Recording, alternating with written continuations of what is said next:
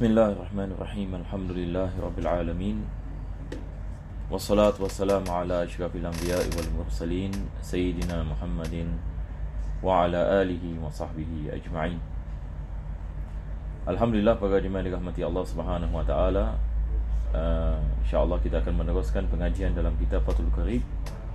Dan kita masih berada dalam bab nikah. Kita memulakan pengajian kita insya-Allah dengan kita berdoa kepada Allah Subhanahu wa taala, mudah-mudahan Allah menjadikan pengajian ini sebab pengampunan bagi segala dosa, dan mudah-mudahan Allah Subhanahu wa taala melepaskan kita daripada segala wabak dan bala dan musibah dan kesusahan, dan memberikan kepada kita kebaikan dan keimanan dan ketakwaan. Dan mudah-mudahan Allah Subhanahu wa taala sentiasa menjaga kita dan memberikan kepada kita husnul khatimah insya-Allah, dan mengumpulkan kita bersama Nabi kita sallallahu alaihi wasallam. Amin ya rabbal alamin.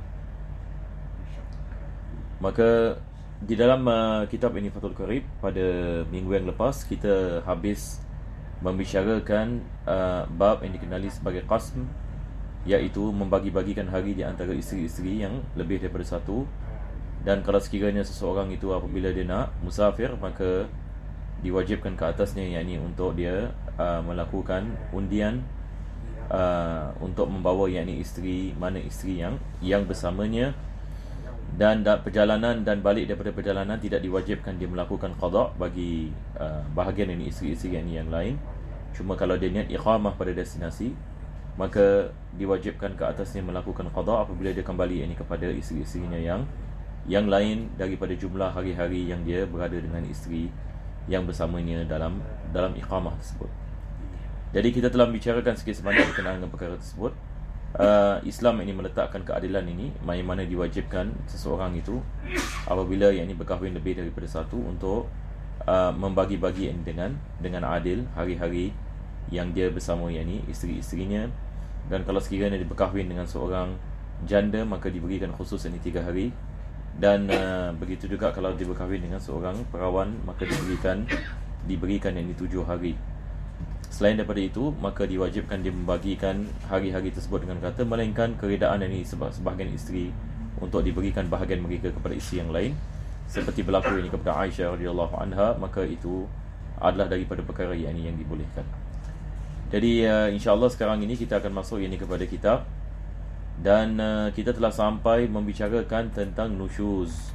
Jadi kita juga membicarakan tentang nusyuz. Maka penulis dia apabila membicarakan tentang nusyuz, maka dia mengatakan wa idza khafa az-zawju. Mungkin kita balik dari sini, walaupun ini sebahagian daripada ini saya telah membicarakan pada minggu yang lepas, tapi tak apa, yang ini kita ulang lagi sekali dan kita meneruskan daripada situ. Penulis ini mengatakan idza khafa az-zawju nusyuzal mar'ah. Maka di sini maksudnya, kalau sekiranya seorang suami lihat pada isterinya ada tanda-tanda yang mana isterinya ada kemungkinan yakni sedang dalam keadaan nusyuz, iaitu yakni maksudnya dalam keadaan yakni tidak mahu yakni mentaati yakni suami kepada perkara-perkara yang diwajibkan yakni ke atasnya, ataupun yang menunjukkan sikap yang membantang suami dengan sebab-sebab yang tidak munasabah, ataupun merasakan dirinya lebih tinggi daripada suami dalam segi apa kita mengatakan lebih dari segi dalam segi ketaatan kepada suami, yang dia merasakan tidak perlu baginya untuk menjalankan tanggungjawabnya sebagai isteri, dan dia ada di dalam sifat kesombongan seperti ini. Maka ini yang penulis ini mengatakan, kalau sekiranya seorang suami itu melihat tanda-tanda yang ada pada isterinya yang boleh membawa makna bahawasanya isterinya sedang berada dalam keadaan nusyuz, maka apa yang sepatutnya suami itu melakukan adalah wa'adaha zawjuha bila darbin wala hajrin laha. Maka apa yang sepatutnya dilakukan oleh suami adalah suami menasihati isterinya tanpa memukul dan meninggalkan tempat tidur. Apa sebabnya? Sebab ini hanya setakat zon, dia sangkaan sahaja. Ada kemungkinan isteri itu sedang penat, ada kemungkinan isteri itu bukan dalam keadaan yang baik ataupun dia sedang menghadapi masalah dan sebagainya. Jadi dia tidak mengetahui secara pasti apa yang sedang berlaku ini kepada isterinya. Maka dalam keadaan seperti ini, penulis ini menekankan di sini tidak dibolehkan memukul dan memisahkan tempat tidur. Apa yang sepatutnya dia melakukan adalah berbual dengan isterinya dan mengambil tahu apa sebab ini masalahnya. Dan kalau sekiranya dia mendapati isterinya ada masalah dalam mentaati suaminya dalam perkara-perkara yang hak, maka dia memberikan kepada isterinya mau'izah. Ini yang seperti mana Allah Subhanahu wa taala menyebutnya dalam Al-Quranul Karim. Fa'idhuhunna. Allah mengatakan, berikanlah kepada mereka nasihat. Jadi penulis ini mengatakan qaulihi laha, seperti suami mengatakan kepada isteri, ittaqillaha fil haqqil wajibi li 'alaik. Bertakwalah kamu kepada Allah terhadap tanggungjawab yang diwajibkan ke atas kau kepadaku. Ada perkara-perkara yang diwajibkan atas isteri yang dilakukan yang diberikan kepada suami, dan juga kita ada tanggungjawab suami kepada isteri. Allah Subhanahu wa taala memberikan tanggungjawab bagi suami dan tanggungjawab bagi isteri. Maka tanggungjawab bagi suami berbeza dengan tanggungjawab isteri kepada suami. Sebagai misal, tanggungjawab suami kepada isteri adalah memberikan nafkah. Ini adalah daripada tanggungjawab suami. Maka diwajibkan atas suami untuk melaksanakan tanggungjawab tersebut. Maka tanggungjawab yang diberikan kepada isteri kepada suami adalah mentaati suami dalam perkara-perkara yang diwajibkan, seperti misalan menjaga harta suami apabila suami tidak ada, dan begitu juga kalau sekiranya suami mahu bermesra dengannya dengan persetubuhan dan sebagainya, maka dia melayani suaminya dengan baik, dan juga memberikan tarbiyah kepada anak-anak dan menjaga maslahat rumah yang ditinggal di dalamnya. Kalau sekiranya dia tidak melakukan tanggungjawab ni, maka dia berdosa. Begitu juga kalau sekiranya suami tidak melaksanakan tanggungjawab ni, sebagai suami juga dia berdosa. Jadi ini perkara hari ini perlu untuk kita membicarakan, sebab ramai orang juga yang salah faham tentang masalah ini. Ada orang yang menyangkakan Islam seolah-olah merendahkan wanita, ataupun Islam ini memandang wanita ini sebagai satu permainan dan sebagainya. Ini semalah kalam yang batil. Bahkan kalau kita mempelajari agama Islam, maka kita akan mendapati tanggungjawab yang Allah Subhanahu wa taala memberikan kepada isteri dan juga memberikan kepada suami. Dan kalau kita mempelajari perkara-perkara ini, kita akan mendapati bagaimana Islam dapat mencorak kebahagiaan dalam kehidupan kekeluargaan pada tiap-tiap masyarakat yang manusia berada di dalamnya. Maka pada hakikatnya Islam memberikan solusi dalam membina keluarga yang bahagia. Maka selepas itu penulis ini mengatakan, dan misal yang kedua, wa'lami anna nusyuza musqitun lin nafaqah wal qasmi. Dan ketahuilah bahawasanya berlaku nusyuz merupakan sesuatu yang menjatuhkan nafaqah dan bahagian hari. Bahagian hari, seperti mana kita mengatakan qasm sebelum ini. Seorang wanita apabila dia nusyuz misalan, dia dalam keadaan mendahakai suaminya, misalan tidak mau berbual dengan suaminya, dan keluar rumah tanpa izin, misalan tidak mentaati suaminya apabila suaminya memanggilnya dan sebagainya. Maka dalam keadaan seperti ini, maka tidak diwajibkan bagi suami untuk memberikan nafkah dan juga qasm. Kalau sekiranya suami itu lebih daripada satu isteri, maka tidak diwajibkan baginya untuk mendapatkan bahagian daripada bahagian hari. Walaysa syatmum lizauji minan nusyuz. Di sini penulis mengatakan, bukanlah cacian terhadap suami merupakan sesuatu perkara yang dikirakan sebagai sebagai nusyuz. Bal tastahiqu bihi ta'diba minaz zauji fil asah. Akan tetapi perkara seperti ini tentu sekali tidak dibolehkan, haram hukumnya, dan bagi suami untuk melakukan sesuatu untuk mengajar isterinya akan adab supaya dia tidak mengulangi perkara tersebut. Dan ini dia mengatakan fil asah, masalah ada khilaf. Sebahagian ulama mengatakan kalau sekiranya seorang isteri mencaci suaminya, maka itu adalah dikirakan sebagai nusyuz.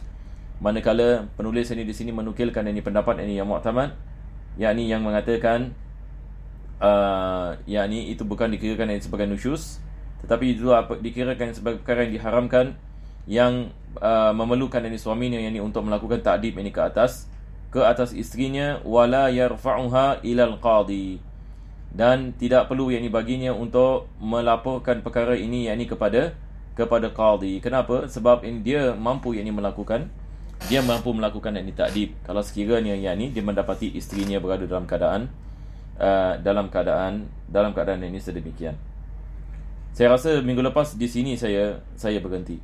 Jadi perkara yang pertama di sini ini berdasarkan dengan ayat dalam Al-Quranul Karim, dan para jemaah ini boleh rujuk ini kepada surah An-Nisa ayat 34. Dan saya mengatakan pada minggu yang lepas, ini merupakan daripada ayat musuh-musuh Islam mencaci Islam. Ini disebabkan ayat ini disebabkan di dalamnya Allah Subhanahu Wa Taala menggunakan perkataan wadribuhun, yakni kalau kamu menasihati ini dia tidak mau dengar, kamu lepas itu kamu memisahkan tempat tidur dengannya. Kalau sekiranya dia masih dalam keadaan nusyuz, maka kamu lihat ini kepada keadaan, dan Allah mengatakan wadribuhun. Ini yang kita akan bicarakan insya-Allah ini pada hari ini. Zahir makna wadribuhun yakni pukullah mereka.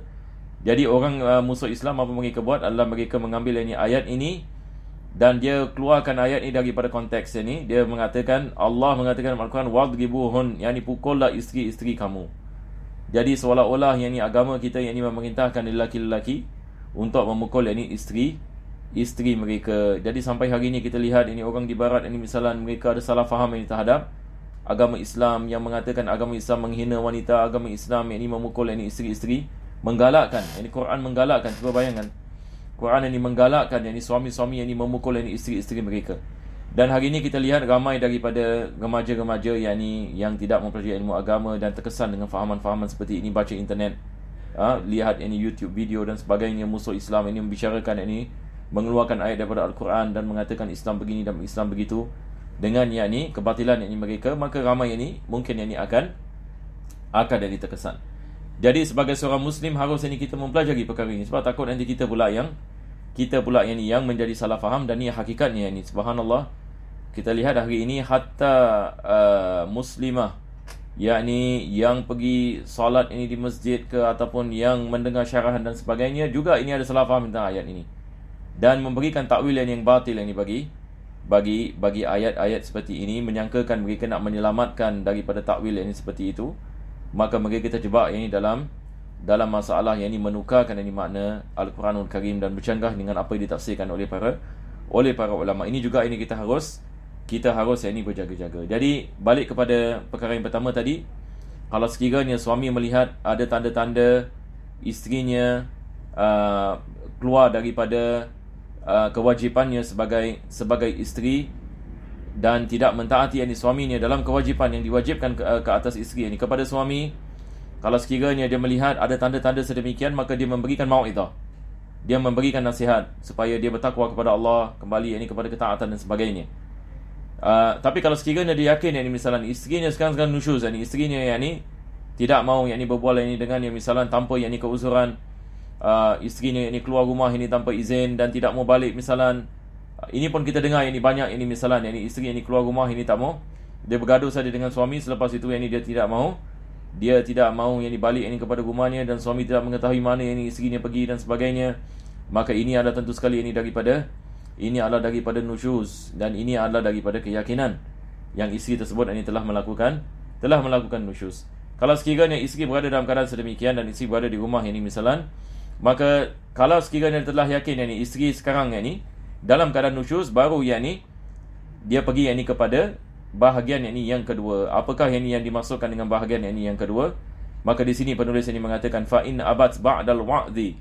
Kalau sekiranya isteri itu dia tidak mahu kembali kepada suaminya, ketaatan suaminya, walaupun setelah diberikan nasihat, maka di sini penulis mengatakan fa in abat ba'dal wa'dhi illa nusyuz hajaraha fi madja'iha.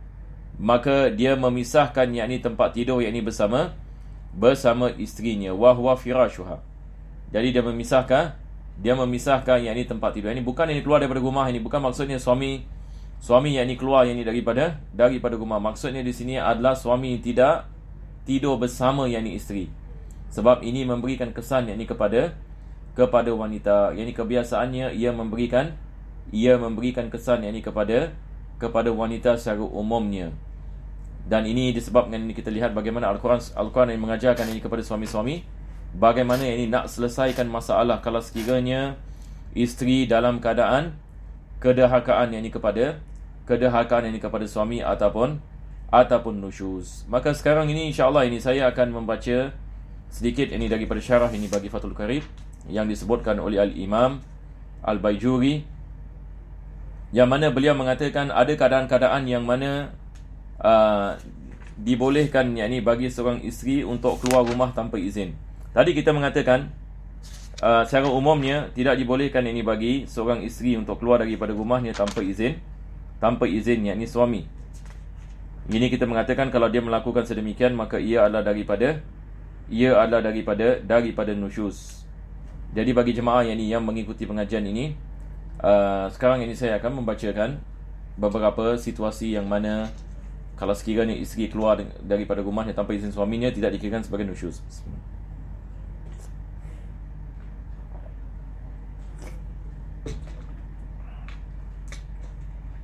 Maka beliau ini mengatakan, idza kharajat bi'udhrin ka'an kharajat ila al-qadhi li talabi haqqiha minhu.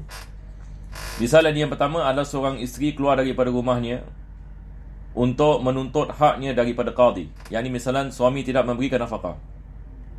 Suami tidak memberikan nafkah kepada isteri. Jadi isteri apa nak buat? Yani dia keluar daripada rumahnya dan dia pergi kepada mahkamah untuk jumpa kepada qadhi untuk melakukan aduan bahawasanya suaminya tidak memberikan nafkah.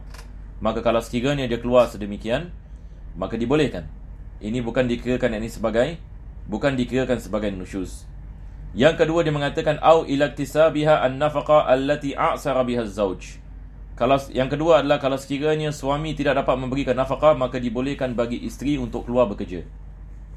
Dibolehkan bagi isteri untuk keluar bekerja untuk mencarikan nafkah bagi dirinya. Ini adalah keadaan yang mana suami tidak mampu ataupun suami tidak memberikan nafkah langsung kepada isteri. Ada jenis suami misalnya dia mengatakan saya tak mampu, saya miskin dan sebagainya, dan dia izinkan isterinya misalnya ini bekerja. Ini berlaku misalnya di negara kita misalnya, dan isterinya yang bekerja dan isterinya meredai kehidupan begitu untuk tinggal bersama suaminya, walaupun suaminya tidak memberikan nafkah kepadanya. Yang ketiga adalah kalau sekiranya dia ada kemusykilan agama dan dia nak menanyakan kemusykilan tersebut kepada seorang yang ahli ilmu misalan, maka dibolehkan dia keluar rumah untuk belajar. Dia keluar rumah untuk belajar ilmu fardhu ain.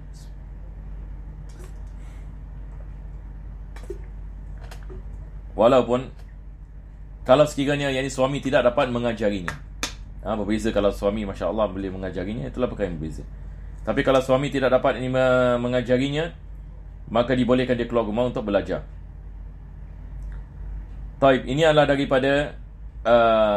daripada misal berkenaan dengan keluar rumah. Selepas itu kita ada misal yang berkenaan dengan kita juga mengatakan kalau sekiranya seorang isteri misalan kalau suaminya mengajaknya untuk jima', untuk bersetubuh dan dia tidak mahu, maka ini juga daripada nusyuz.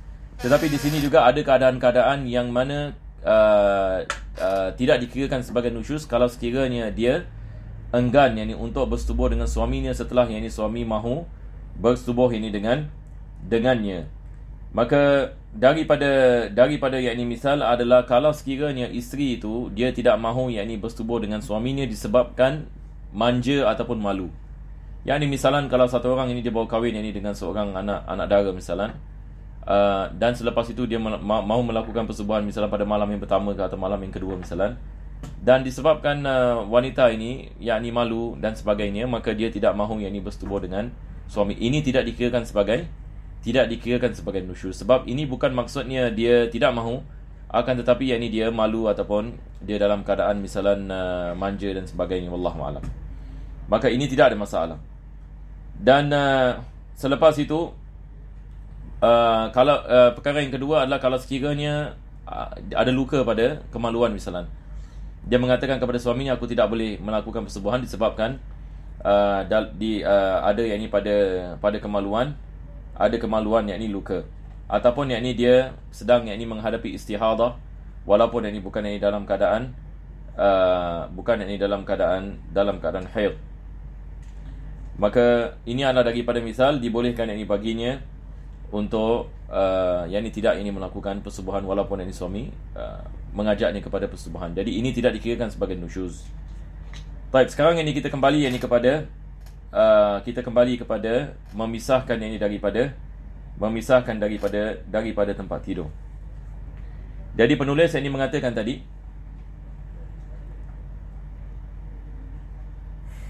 dia mengatakan fala yudaji'uha fihi, suami tidak tidur bersama isteri di tempat ini tidur mereka. Wa hijranuha bil kalami haramun fima zada ala thalathati ayyam. Tidak berbual ini dengan isteri lebih daripada 3 hari tanpa sebab diharamkan dalam Islam. Yang ni kalau seorang suami yang misalnya tidak berbual ini kepada isterinya, kalau sekiranya lebih daripada 3 hari, maka ia tidak dibolehkan. Maka yang dimaksudkan dengan memisahkan tempat tidur bukan maksudnya suami tak berbual dengan dia. Bukan maksudnya suami kita mengatakan tidak tidur bersamanya, selepas itu tidak berbual dengannya. Kalau sekiranya lebih daripada 3 hari, diharamkan ke atas suami. Kenapa? Apa hikmahnya? Sebab di sini bila suami memisahkan dari tempat tidurnya, maka dalam masa yang sama yakni suami menasihatinya ataupun mengatakan yakni kepadanya tentang kesilapannya dan sebagainya. Jadi maksudnya masih ada komunikasi di antara ini suami ini dan isteri. Cuma bila datang ini waktu malam ini misalnya ini untuk baring ini bersama, suami ini tidak berbaring ini bersama yakni isterinya. Ini yang dimaksudkan. Maka penulis ini mengatakan waqala fi Rawdah, dikatakan dalam kitab Rawdah ini karangan Imam Nawawi, innahu fil hajri bi ghairi 'udhrin syar'i wa illa fala tahrumu ziyadatu ala thalathah. Kalau sekiranya apa kita mengatakan seseorang itu misalnya yakni dia tidak berbual dengan yakni isterinya, kalau sekiranya ada keuzuran yakni misalnya ada sebab-sebab ini yang tertentu, seperti isterinya ini melakukan maksiat dan dia mahu yakni menerangkan ini kepada isterinya bahawasanya yakni ini adalah perkara yakni yang besar yang dilakukan oleh isterinya, maka itu adalah perkara yang berbeza, maka dia boleh yakni melakukan sedemikian, yakni walaupun yakni lebih daripada yakni 3 hari. Begitu juga yakni berkenaan yakni dengan memisahkan yakni tempat tidurnya. Kalau sekiranya tanpa yakni keuzuran, tidak dibolehkan yakni bagi suami yakni untuk memisahkan tempat tidurnya daripada isterinya yakni dengan yakni sengaja dan lebih yakni daripada 3 hari. Wa illa fala tahrumu ziyadatu ala thalatha. Kalau sekiranya ada keuzuran, maka ada sebab ini seperti isteri nusyuz ini misalnya, dan dia tidak mau kembali kepada ketaatan walaupun lebih daripada 3 hari, maka dibolehkan bagi suami untuk memisahkan dirinya daripada isterinya lebih daripada 3 hari. Fa in aqamat alaihi ay an-nusyuz bi takarrurihi minha hajaraha. Kalau sekiranya isteri yang ini tetap ini dalam keadaan yang ini nusyuz, maka suami yang ini tetap yang ini meneruskan pemisahan yang ini bagi tempat tidurnya. Kalau sekiranya dia menerus, maka sekarang yang ini penulis yang ini membicarakan yang ini tentang situasi yang ini yang ketiga. Jadi yang pertama sekali adalah memberikan mau'izah, iaitu nasihat yang ini kepada isterinya supaya kembali kepada ketaatan. Kalau sekiranya dia tidak dengar dan suami telah yakin yang telah berlaku nusyuz, maka dia memisahkan di tempat tidurnya. Kalau sekiranya dia lihat ini tidak memberikan kesan ini misalnya, setelah beberapa kali yang suami memisahkan tempat tidurnya, isteri yang tetap dalam keadaan nusyuz, maka sekarang ini penulis ini mengatakan wa darabaha darba ta'dibin laha. Maka dibolehkan ini bagi suami yang untuk memukul yang isterinya pukulan ta'dib. Apakah yang dimaksudkan dengan pukulan ta'dib? Sebelum kita membicarakan tentang pukulan, ini semua balik ini kepada suami. Lihat ini kepada isteri.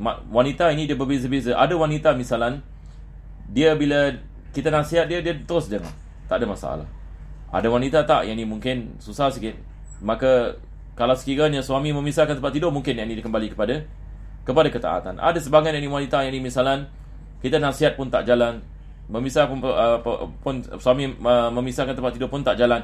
Tapi kalau sekiranya suami yang ini memukulnya, misalnya ini dengan pukulan yang tidak mencederakan, bukan pukulan di muka ataupun kepala ataupun joints, pukulan yang ringan, yang memberikan kesan kepada isteri misalnya, ia pula dapat kembalikan isterinya kepada ketaatan. Ada sebagian wanita yang ini begitu.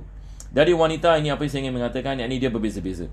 Ada sebagian wanita dia akan mendapatkan kesan dengan nasihat. Maka kalau sekiranya dia dapat kesan dengan nasihat, tidak dibolehkan memukulnya ataupun memisahkan tempat tidurnya. Kalau sekiranya seorang wanita misalnya mendapatkan kesan daripada memisahkan tempat tidur, dia kembali kepada suaminya, maka tidak dibolehkan bagi suaminya untuk memukulnya. Maka Islam memberikan solusi-solusi seperti ini, dan dia balik kepada bagaimana kita lihat kepada wanita dan bagaimana benda ini memberikan kesan kepada mereka.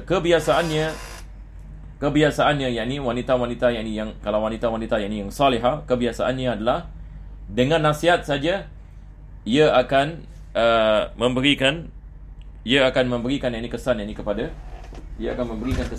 mereka. Dengan nasihat saja. Kebiasaannya. Kalau sekiranya lebih daripada itu, maka mendapatkan pemisahan daripada tempat tidur, dapat memberikan kesan kepada mereka.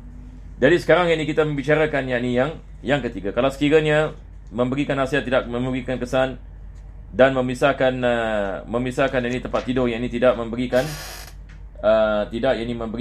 memberikan kesan, maka selepas itu penulis mengatakan, maka memukulnya dengan pukulan ta'dib. Jadi pukulan ta'dib ini berdasarkan dengan hadis Nabi sallallahu alaihi wasallam, yang mana Nabi mengatakan darban ghairu mubarrih, pukulan yang tidak mencederakan. Ini yang kita maksudkan dengan darb ta'dib. Maka Ibn Abbas radhiyallahu anhuma misalan dalam tafsirnya, dia memberikan misalan pukulan dengan menggunakan siwak. Pukulan dengan menggunakan siwak. Maka dia adalah pukulan yang ringan. Maka sebahagian wanita misalan dapat memberikan mereka kesan dengan pukulan seperti ini. Mungkin ada orang yang mengatakan tetapi ada sebagian wanita misalan berkenaan dengan pukulan ini boleh menyebabkan masalah yang lebih besar. Maka kalau seperti itu, maka suami jangan melakukan pukulan tersebut. Tetapi kita pasti akan mendapati misalan tak semua wanita begitu. Kita lihat wanita-wanita misalan yang tinggal di India ataupun wanita-wanita yang tinggal di sebahagian negara-negara yang lain, maka ia memberikan kesan kepada mereka. Jadi jangan kita menyangkakan hanya segolongan wanita yang kita mengetahui misalan pukulan tidak akan memberikan kesan kepada mereka. Bukan maksudnya ia tidak memberikan kesan kepada semua wanita. Maka Al-Quran membicarakan tentang wanita secara umum, dan ini adalah daripada solusi. Bukan maksudnya pukulan itu daripada sebab suami nak balas dendam, ataupun suami nak mencederakan dan sebagainya, maka itu tidak dibolehkan. Maka ini adalah daripada solusi. Dan seperti mana saya mengatakan, ada sebagian orang yang jahil, mereka nak kononnya selamatkan Islam daripada ancaman tomahan daripada musuh Islam. Mereka mengatakan yang dimasukkan dalam ayat apabila Allah Subhanahu Wa Taala mengatakan wadribuhun, mereka mengatakan yang dimasukkan dengan wadribuhun adalah wahjuruhun, mereka menukarkan makna begitu. Ini adalah daripada kejahilan, sebab tidak ada ulama-ulama kita yang benar-benar ulama, bukan ulama yang zahir, pada hakikatnya jahil. Kalau kita balik kepada kitab tafsir misalnya seperti Ibn Abbas, dan begitu juga dengan tafsir para ulama dan Qurtubi dan tafsir Tabari, ulama-ulama seperti ini, maka tidak ada daripada mereka yang memalingkan lafaz yang zahir pukulan kepada lafaz yang lain, sebab kita ada hadis Nabi sallallahu alaihi wasallam yang menerangkan sedemikian. Perkara yang kedua yang saya nak membicarakan, mungkin ada orang yang mengatakan tapi ada kes-kes misalan suami memukul isteri misalan sehingga isteri masuk hospital. Ini di sini kita mengatakan tak ada kena-mengena dengan Islam. Ada suami-suami lelaki-lelaki di luar sana mereka memang ada masalah mental, ataupun mereka memang violent, ataupun asal mereka memang suka pukul misalan. Ini adalah masalah mereka. Ia tidak ada kena-mengena kena mengena dengan Islam. Bukan maksudnya kita ada kes misalnya orang Islam ataupun keluarga Islam, suami yang ini memukul yang ini isterinya misalnya, kes-kes ini di mahkamah dan sebagainya. Kalau kita bahas dan kita lihat ini kepada keadaan ini suami-suami seperti ini, kita akan mendapati mereka pun tidak mengamalkan Islam. Kebanyakannya, bukan saya mengatakan kesemuanya. Memang ini kita iktiraf ini ada sebagian orang yang cenderung kepada agama dan melakukan solat dan sebagainya pun yang ini memukul yang ini isteri mereka dengan pukulan yang ini yang haram yang menyebabkan darah dan pecah tulang dan sebagainya. Ia berlaku yang ini. Tapi kita mengatakan ini tidak ada kena-mengena dengan Islam. Sama juga hari ini orang mengatakan orang Islam ini teroris, ataupun ada orang Islam ini melakukan amalan teroris yang ini misalnya membunuh orang ataupun bom ini tempat pasar-pasar dan orang yang tak berdosa yang ini pun yang ini dibunuh. Yang ini disebabkan ini dia seorang Muslim. Tapi adakah ini daripada Islam? Ini bukan daripada Islam. Sama juga di sini kita harus faham masalah yang ini memukul yang ini isteri dan sebagainya. Kalau orang ini mengatakan kenapa berlaku yang ini begini, orang Islam kenapa memukul yang isteri mereka, dan dia kaitkan pula dengan Quran. Kita mengatakan Quran tidak mengatakan sedemikian. Al-Quran ini membicarakan tentang pukulan ta'dib, bukan ini pukulan yang ini yang mencederakan. Jadi kita harus faham ini perkara ini dengan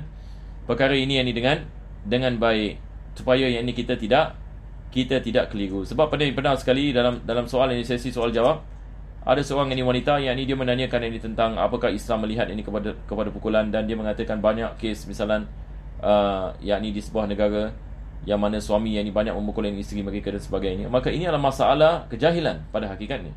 Sebab mereka tidak mengetahui, mereka tidak mempelajari misalan sirah Nabi SAW. Nabi tidak pernah ini memukul isteri sebagai misal. Cuma Nabi memberikan yang ini kelonggaran, dan bagi orang yang ini yang memerlukan yang misalan pada keadaan-keadaan ini yang tentu sebagai jalan keluar daripada masalah yang mereka sedang yang ini menghadapinya. Maka penulis hanya mengatakan darba ta'dibin laha wa in afda darbuha ila talaf wajabal rugmu. Kalau sekiranya dia memukul yang ini isterinya sehingga dapat merosakkan yang ini harta benda, maka diwajibkan yang ini ke atasnya yang ini membayar yang ini ganti rugi. Begitu juga kalau sekiranya dia menyebabkan ini kecederaan, maka diwajibkan yang ini ke atasnya yang ini membayar yang ini ganti rugi dan kos kesihatan yang ini dan yang ini sebagainya. Wa yasqutu bin nushuzi qasmuha wa nafaqatuha. Ini seperti mana kita mengatakan kalau sekiranya yang ini seorang yang ini isteri dia melakukan yang ini nusyuz, maka tidak diwajibkan atas suami yang ini untuk memberikan yang ini nafkah dan juga yang ini qasam yang ini baginya. Sebelum ini kita berhenti, insya-Allah saya nak baca sedikit ini daripada syarah ini Al-Imam Baijuri. Beliau ini mengatakan berkenaan dengan pukulan ta'dib ini. Dia mengatakan waqala ba'dul ashab, yani sebahagian daripada ashab Syafi'i ini mereka mengatakan yadribuha bimindilin malfufin aw biyadih. Yani dia memberikan ini misal ini apa maksud ini darba ta'dib. Kita membicarakan ini tentang pukulan ini yang ringan, yang tidak memecahkan tulang dan tidak bukan pukulan di muka ataupun kepala. Sebab haram ini dalam Islam seseorang itu dipukul pada mukanya, tidak dibolehkan sama sekali, sama ada wanita ataupun hatta binatang. Begitu juga tidak dibolehkan memukul kepala. Ini juga daripada kesilapan ibu bapa, kadang-kadang anak-anak disepak. Ini semua diharamkan ya. Kita kena harus faham ini perkara ini. Tidak dibolehkan kita memukul kanak-kanak di muka mereka. Diharamkan kita sepak muka mereka. Walaupun ini kita lihat banyak ini orang Islam ini melakukan sedemikian. Tapi yang ajibnya kita lihat orang yang bukan Islam kurang melakukan perkara ini. Ini adalah perkara yang ajib. Manakala kita lihat masyarakat kita daripada kebiasaan mereka adalah memukul ini anak mereka ini di kepala. Ini adalah perkara yang wajib kita berhenti. Kalau yang ini seseorang itu mau memukul ini anaknya yang ini sebagai untuk memberikan tarbiyah misalan, maka memukul ini bahagian badan misalan ataupun urutan bahagian kaki dan sebagainya, itu tidak ada masalah selagi mana dia tidak kita mengatakan mengeluarkan darah misalan. Jadi dia bukan ini pukulan yang kuat, maka itu tidak ada masalah. Tetapi yang ini untuk memukul yang ini kepala dan muka tidak dibolehkan. Begitu juga ini berkenaan dengan suami yang ini dengan isteri. Jadi dia mengatakan bimindilin malfufin au biyadihi, yakni seorang suami memukul yang ini isterinya dengan sapu tangan ataupun kain yang diikat, dan dia memukul yang ini isterinya selain daripada bahagian muka dengan ini maksudnya ini pukulan yang ini maksudnya ini pukulan yang ringan yang memberikan yang ini kesan. La bisautin wala bi'asa. Tidak dibolehkan memukul dengan cabuk ataupun rotan, ataupun ini kita mengatakan ini asa, ini adalah apa? Tongkat ataupun kayu. Wala yajuzu darbuha 'ala al-wajhi wal mahalik. Tidak dibolehkan memukul pada bahagian muka dan juga tempat-tempat yang boleh menyebabkan masalah besar dalam kesihatan, yang mana boleh menyebabkan kepada maut. Wa innama yajuzu darbuha in afada fi dhannihi wa illa fala yadribuha kama yusarrihu bihi al-imam. Yakni penulis ini mengatakan, kalau sekiranya suami itu melihat dengan memukul isterinya dapat memberikan kesan kepada isterinya, tapi kalau sekiranya dia yakin dengan dia memukul isteri keadaan menjadi lebih dahsyat lagi, maka lebih afdal dia tidak memukulnya. Jadi sekali lagi kita kena faham ini masalah ini. Berkenaan dengan pukulan ini, pukulan ta'dib seperti mana kita mengatakan, dia adalah keadaan yang mana suami melihat ia dapat mengubahkan isterinya, ia dapat memberikan kesan kepada isterinya, maksudnya daripada keadaan nusyuz kepada keadaan ta'an. Tapi kalau sekiranya dia tahu dengan memukul isterinya dia akan menyebabkan masalah yang lebih besar, maka lebih afdal jangan melakukan sedemikian. Wal aula lahu al afu an dar. Penulis mengatakan lebih baik dia tidak melakukan pukulan tersebut. Sebab kita ada hadis Nabi sallallahu alaihi wasallam berkenaan dengan memukul wanita, dan penulis ini mengatakan kalau sekiranya ia boleh menyebabkan kepada musibah lebih besar, maka tidak dibolehkan, melainkan kalau dia lihat ada maslahat di dalamnya. Jadi insya-Allah kita berhenti di sini, dan kebetulan pun kita dah habis berkenaan dengan bab qasam dan nusyuz, dan insya-Allah pada minggu depan kita akan masuk kepada bab talaq, bab khulu', talaq dalam khulu'. Mudah-mudahan Allah Subhanahu wa taala memberikan kepada kita taufik. Rabbana taqabbal du'ana innaka antas samiul alim wa tub 'alaina innaka antat tawwabur rahim. Akhtim bisalihati a'malan wa ajrina Allah ya karim. Bi fadli subhana rabbika bil 'izzati 'amma yasifun. Salamun 'alal mursalin walhamdulillahi rabbil alamin.